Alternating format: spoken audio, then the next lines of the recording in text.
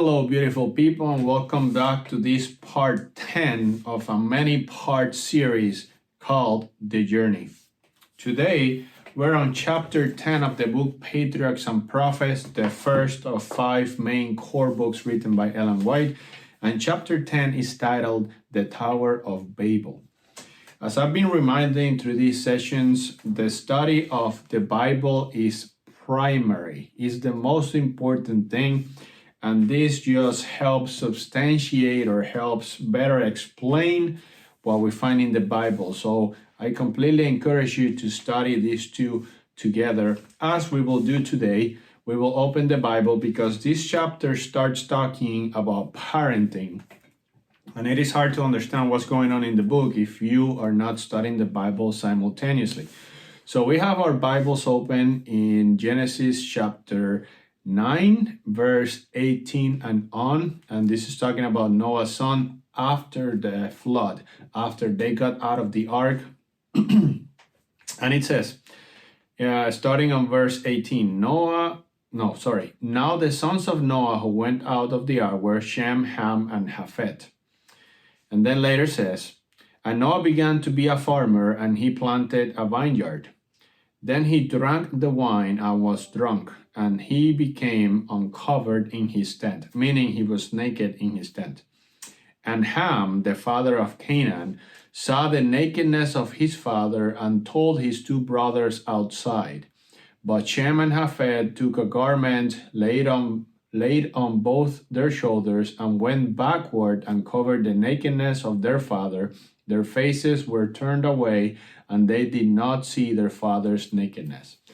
So Ham saw his father naked, and instead of covering him, he felt it was funny or amusing or interesting for his brothers to know that their father was naked.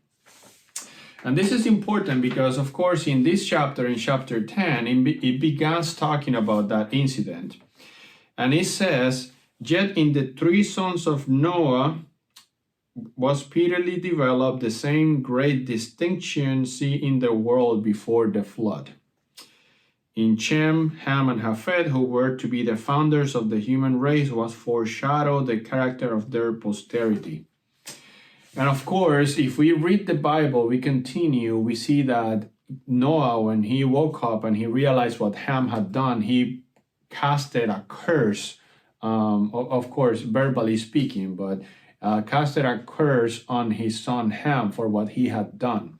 And this is important because as the history of the Bible unfolds, seemingly unimportant wicked acts by people, sometimes God, punishes these people, but we might be left with the vision. We might be left with the what word to use here, with the idea that maybe God is too harsh.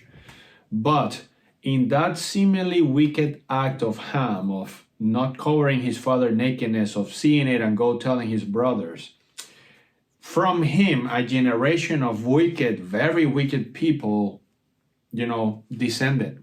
So what started as a very small sin, through the generations, he just spread it and propagated until sin again was out of control. So in this chapter, the Tower of Babel, we see that from the descendants of Noah, Shem, Ham, and Japheth, Ham was wicked. And through his descendants, horribleness of sin entered the world again. So what happened before the flood happened yet again after the flood. People that Ham saw the flood and was a witness to it and saw the power of God and his redemption to them and liberation from the destruction, he didn't pass that message down very well. His sons began to doubt and cast God outside, and soon enough we were back right to pre-flood conditions. Sin was abundantly. So it says here, talking about the parenting, as a rule, children inherit the dispositions and tendencies of their parents and imitate their example, so that the sins of the parents are practiced by the children from generation to generation. And again, it's talking about Ham here. What started small became big and bigger and bigger. And that is a witness to what we see today. Bad parenting leads to even worse sons, and then those sons become even worse parents, and it just spreads out and out. And now we are in a society filled with entitled people, filled with wicked practices and wicked ways. So sinners destroy, one sinner destroys much good. That's what it says in Ecclesiastes 9:18. Now, as the story continues, the descendants of Ham, of course, they started practicing evil things that were not within the boundaries of what God had asked them to do. So they wanted to go a separate way. They decided, you know what, we're not going to spend time with the God worshippers. We want our own thing. We don't want to be, told by them that we're doing it wrong. So they left and they settled in the plain of Shinar by the banks of the river Euphrates. Obviously, where there's water, the land is very nourishing and very rich. So they settled there. And here's the thing about these people. Having heard that God promised not to destroy the world again by water, they completely disbelieved God. And God had also told them, spread out. Don't stay in one place. Spread out and populate the earth. And they did the exact opposite. They decided to stay in the same center, in the same city, create a city there, and in the center of that city, make the tower, what we call the Tower of Babel. Make a tower that was so high that if the earth was to be destroyed again by water, they could just climb up the tower and stay safe there, as if they could escape the judgments of God. So they were basically defiant to God and his promise that he would not destroy the earth again by water. Of course, when this happened, we see this today in major cities where just evilness abounds, and that happened there. And these were people that had no interest in God, so evilness just continued to spread. The sins were worse and worse and worse.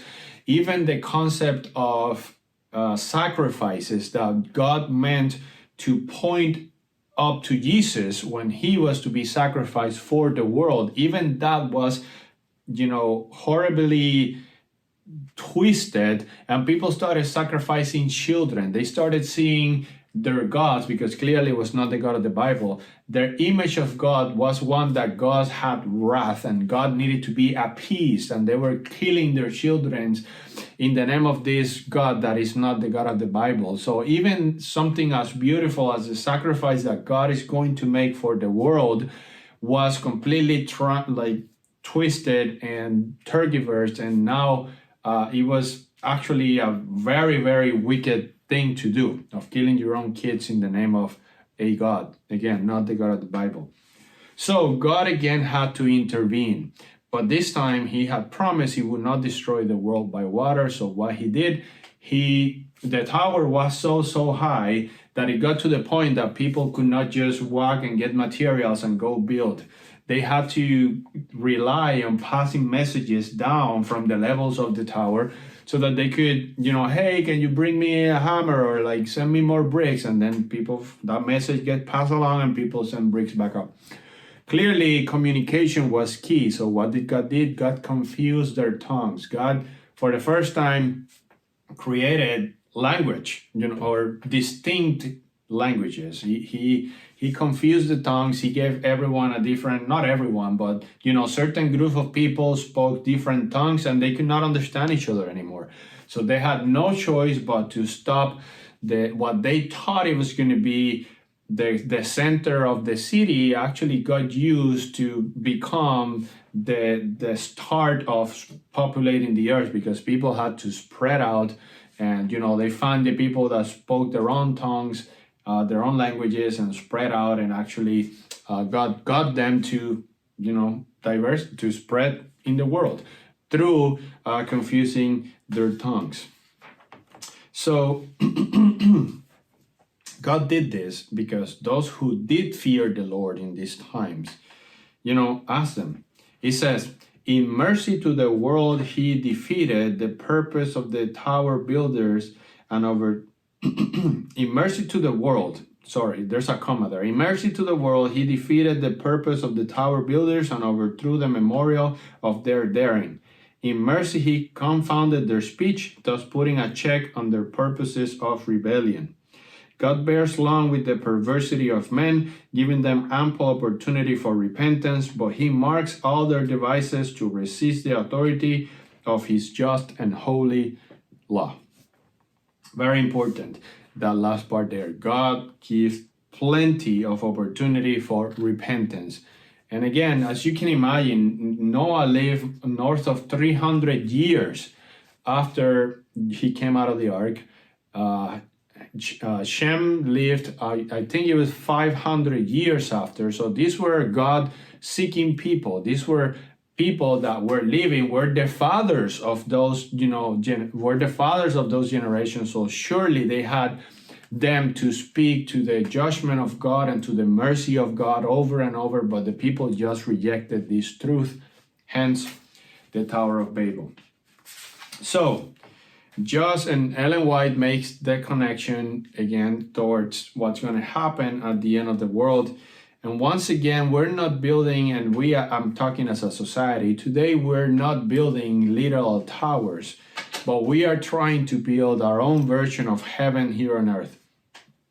It says, many seek to make a heaven for themselves by obtaining riches and power. We see this absolutely every day. They speak wickedly concerning oppression. They speak loftily, trampling upon human rights and disregarding divine authority. The proud may be for a time in great power and may see success in all that they undertake, but in the end they will find only disappointment and wretchedness. The time of God's investigation is at hand. The Most High will come down to see that which the children of men have built. His sovereign power will be revealed. The works of human pride will be laid low. And I remind you here, and that's basically the end of the chapter. That's what the chapter talks about. But I remind you of that verse that says, do not build treasures here on earth. Build treasures on heaven when moth and destroyment is not a thing. So my friend, I encourage you to build treasures in heaven.